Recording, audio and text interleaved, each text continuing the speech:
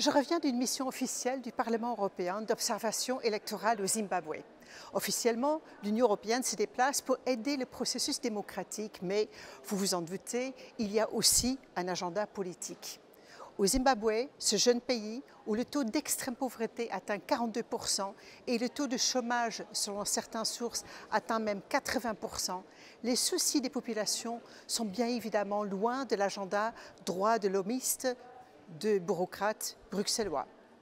Marteler les droits prétendument fondamentaux à des hommes et à des femmes qui veulent simplement nourrir leurs enfants et qui cherchent à survivre témoigne au mieux d'un décalage qui sépare les élites bruxelloises des réelles préoccupations de ces populations et au pire d'un manque d'écoute presque méprisant pour ces peuples, leur culture et leur organisation différentes de la nôtre.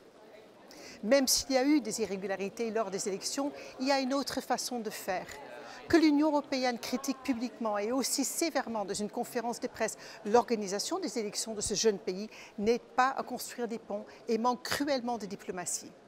Dans sa vision universaliste des droits de l'homme, elle oublie de voir les priorités, donne des leçons et paternalise les nations africaines. Alors que le continent africain devrait être l'un de nos partenaires les plus importants en matière économique et sociale, l'Union européenne et la Commission nous en éloignent. Par contre, omniprésents sur le continent africain, les Russes et les Chinois, bien sûr, en profitent pour avancer leurs pions. S'il n'y a pas un changement radical de coopération entre le vieux continent et le continent africain, et si l'Europe ne cesse pas de donner des leçons de bonne gouvernance et de morale occidentale aux nations africaines, nous n'aurons bientôt plus notre place en Afrique.